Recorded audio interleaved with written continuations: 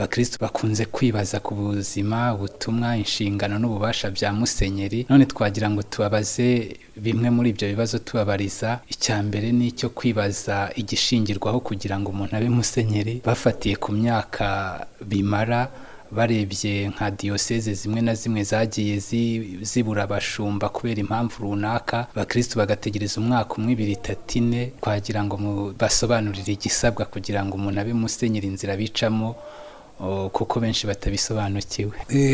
Umva, kugira ngo umuntu abe musenyeri, icya mbere iyo diyoseze ikeneye umusenyeri, icya mbere gikorwa ni ugukora lisiti y'abantu 3.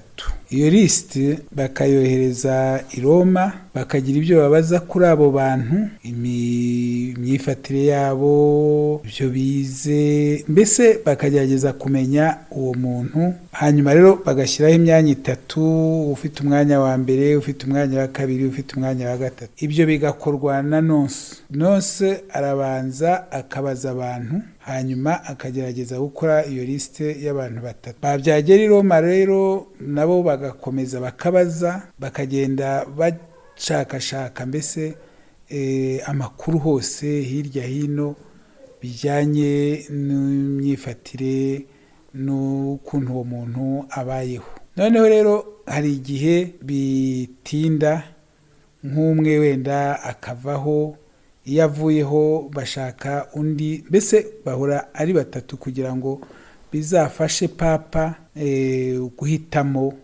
uwo abona abikwiye. Hari rero ibiro bibikora, ibiro bijyana n'iyogezabutumwa kuri twebwe ku gice cyacu, ibiro bijyana n'iyogezabutumwa muri ibi bihugu turimo.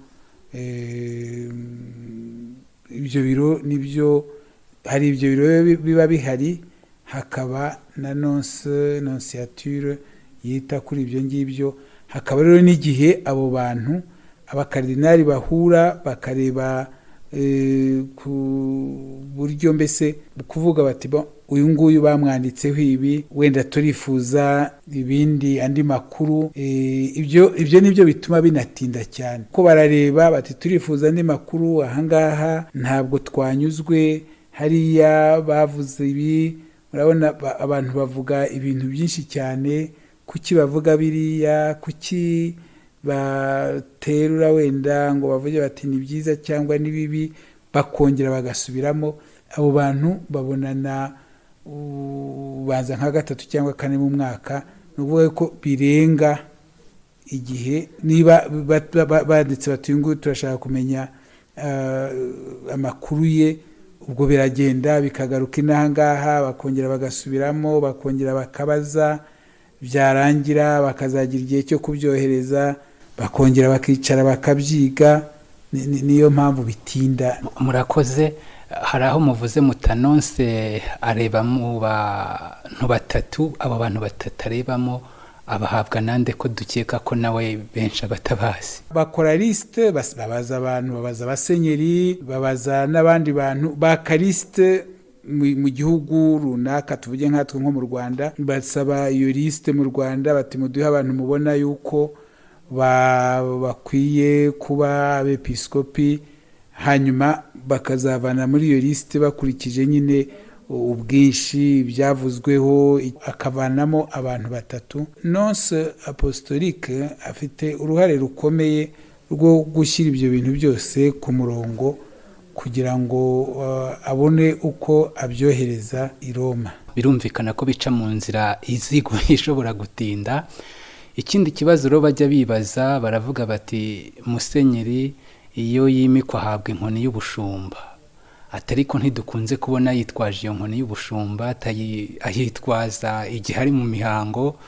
Ati kubera iki adakunze kuyitwaza kenshi nk'inkoni y'ubushumba? Kenshi iyo uri mu misa, cyane cyane mu misa ku cyumweru, iyo nkoni urayitwaza.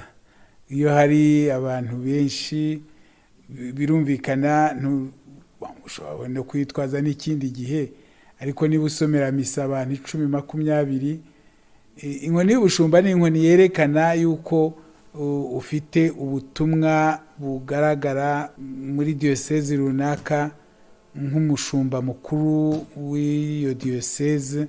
Hari ahantu rero ubundi uba uri mu bantu basanzwe babizi, wenda muri shapeli yawe, si ukuvuga ko muri katedrali baba batabizi, ariko ubundi iyo ugiye muri paruwasi, iyo ugiye ahantu hari abantu benshi urayitwaza iyo uri muri diyosezi yawe. Ahandi iyo uri muri diyosezi yindi ushobora kutayitwaza, nk'uko ushobora kuyitwaza ariko umutwe wayo ufite ukundi ureba mu rundi ruhande, kuko aho ngaho ufite ubushobozi, ufite ubushumba aho ngaho aba ari undi musenyeri.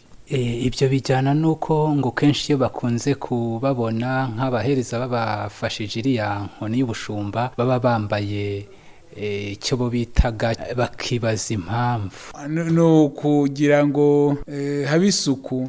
Burya inkoni yo nta n'icyo bitwaye, ariko cyane cyane dusaba ko abantu bazambara kubera ingofero, kuko ingofero irandura cyane, kandi iyo yanduye kuyimesa biraruhanya. Urumva rero baba ari abahereza babiri, iyo umwe afite kubera iyo ngofero, undi akagira nawe bamuha kubera iyo nkoni. Ariko unashatse wazambika abahereza bose, ni ikintu ntabwo ari ikintu kindi, ntacyo zivuze. Bundi muri liturujia ni isuku gusa, ni ukugituma udakoresha, cyane cyane ku bana baba bakoze wenda hasi, baba bakinnye umupira, baba bagize bate, noneho ugasanga intoki zabo zifite umwanda. Nta kindi, ni ugutuma uwo mwanda afite ku ntoki atakomeza kuwufatisha nk'ingofero, cyane cyane ingofero kuko yo irandura. Naho inkoni yo ibiri mu cyuma, hari n'abazifite mu biti, ntabwo yandura. Murakoze Monseigneur. Ikindi abakristo bajya batubwira bati mu isesengura ryacu riciriritse ntaho twari bwabone igisonga cya musenyeri. Iyo musenyeri yashaje atakiri kuri uwo mwanya, asimburwa nawe ngo abe musenyeri kandi barafatanyije. Igisonga cya musenyeri gitorwa na musenyeri, naho musenyeri atorwa na papa. Nubwo n'undi umwepiskopi atorwa na papa, kuko n'undi yitwa musenyeri, uwo nguwo w'igisonga atorwa na musenyeri. Nawe rero ashobora kuba, hari n'igihe ashobora kuba musenyeri ndetse w'ahandi utari uw'iyo diyoseze, bibaho kenshi. Ariko ino mu Rwanda gusimbura umusenyeri wakubanjirije byabayeho ku Nyundo. Musenyeri Wenceslas Karibushi yasimbuye musenyeri Vincent Nsengiyumva, niwe nibutse ubu ngubu, ariko birashoboka.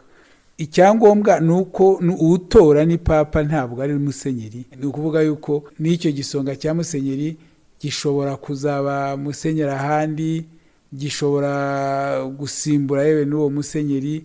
Ni ibintu bishoboka, gusa ugomba kubyemeza ni papa. Ahandi abakristo bajya bibaza cyane iyo musenyeri ashaje yitabye Imana, ageze mu zabukuru, bamushyingura mu kiliziya. Noneho hakaba naho byagaragaye abakristo bagiye babona abantu batari musenyeri bashyinguwe mu kiliziya. Ibijyanye n'iri shyingura mu kiliziya, musenyeri n'undi muntu utari muri urwo rwego, nabyo mwagira icyo mubibasobanuriraho. Ubundi ushyingurwa mu kiliziya ni umuntu ufite aho umurimo mbese ukomeye, navuga muri diyoseze. Nka musenyeri ashobora gushyingurwa mu kiliziya, cyangwa uwayubatse nawe bamushyingura mu kiliziya. Ubundi nk'i Kabgayi, Frere Adelphe wubatse kiliziya y'i Kabgayi ashyinguye mu kiliziya. Ariko nta bandi bantu benshi nzi bashyingurwa mu kiliziya, bagira imva zabo ahandi iruhande. Ariko uretse abo ngabo ntabwo mbona abandi bantu muvuga aba ari bo bashyingurwa mu kiliziya, kereka iyo ari kiliziya yagenewe icyo. Nko mu mateka y'isi hari nka za kiliziya kera bagenaga bagashyinguramo, tuvuge nk'abami, cyangwa se ukaba umuntu akaba yakwitaba Imana agakora akantu k'agashaperi, ashyinguramwo abantu be, ariko akenshi agashapeli si kimwe. Mu kiliziya abakunda kuhashyingurwa ni abepiskopi, ni abantu bafite wenda n'umurimo ukomeye wundi mu kiliziya, ariko nko mu Rwanda simbabona n'abubatse iyo kiliziya. Nko mu Rwanda simbona abandi mubaza baba bashyinguye mu kiliziya. Ni icyo bibazaga buriya, n'ubundi bigaragara ko bubatse kiliziya cyangwa se monsenyeri aribo bashyingurwa mu kiliziya, bakaba bibazaga niba hari undi hirya y'abo bombi ushobora gushyingurwa mu kiliziya. Urugero, hari nk'abantu baba bafite ubushobozi, ushobora kuvuga ati njye ndashaka kuzubaka kiliziya, ariko agasaba ko akayubaka agamije kuzayishyingurwamo. Muri ubwo buryo abantu bakavuga bati ese ibyo kiliziya yabyemera? Ndeba ntabwo bagushyingura mu kiliziya neza icyo gihe. Bakora akantu iruhande, bagakora crypte ni ukuvuga baracukura, kuko niba ari shapeli ifite akamaro n'ibyo ngibyo navugaga, ntabwo akenshi biba mu kiliziya neza nk'abo bami cyangwa iki.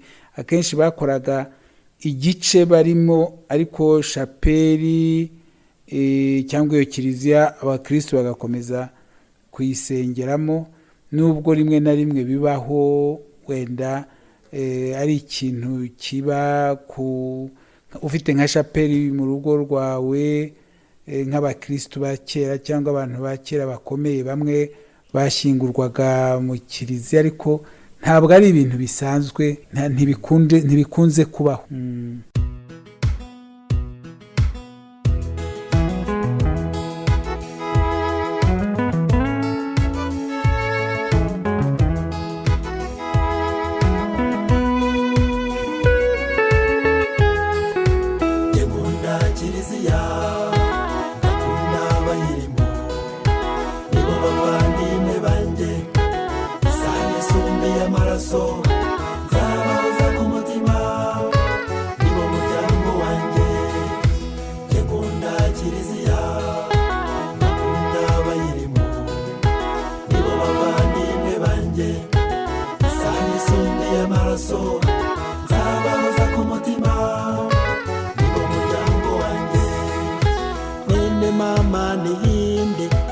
abo duhuje ubwoko ni bande, n'abakora ugushaka kw'Imana bazaturuka mu mpande z'isi, bandutira isano y'amaraso. Nibo bavandimwe banjye, nibo bavandimwe banjye. Nkunda kiliziya, nkunda abayirimo, nibo bavandimwe banjye. Isano isumbe y'amaraso nzabahoza ku mutima, nibo muryango wanjye. Nkunda kiliziya, nkunda abayirimo, nibo bavandimwe banjye. Isano isumbe y'amaraso nzabahoza ku mutima.